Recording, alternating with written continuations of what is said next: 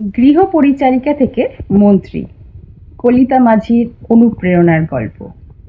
নমস্কার, আজ আমরা এমন একজন নারীর গল্প বলবো যার জীবন সংগ্রাম অনেকের কাছেই অনুপ্রেরণার উৎস হয়ে উঠেছে।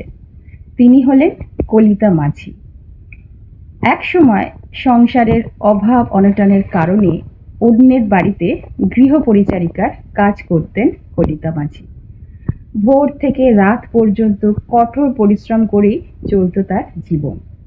কিন্তু জীবনের কঠিন বাস্তবতা তাকে দমিয়ে রাখতে পারেনি।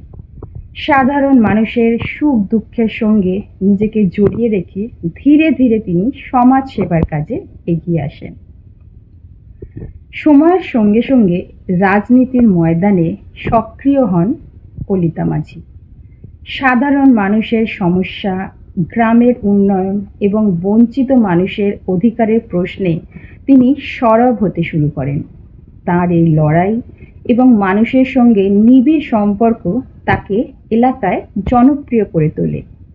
2026 সালে পশ্চিমবঙ্গ বিধানসভা নির্বাচনে তিনি আউশগ্রাম কেন্দ্র থেকে জয়লাভ করেন। অনেকেই মনে করেন এই জয় শুধু একজন প্রার্থীর জয় নয়, এটি সংগ্রাম, পরিশ্রম এবং আত্মবিশ্বাসের জয়।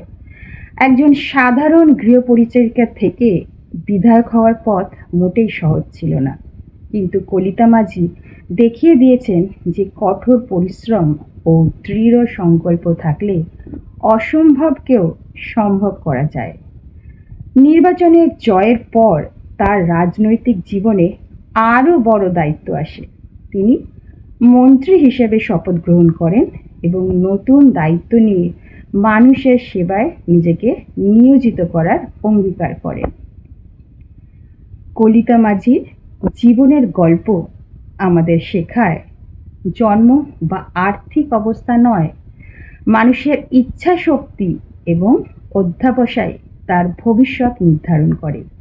সমাজের একেবারে সাধারণ স্তর থেকে উঠে এসে তিনি আজ রাজ্যের গুরুত্বপূর্ণ রাজনৈতিক ব্যক্তিত্বদের একজন। বন্ধুরা, কলিতা মাঝির এই সংগ্রামের কাহিনী সম্পর্কে আপনাদের কি মতামত? মন্তব্যে অবশ্যই জানান।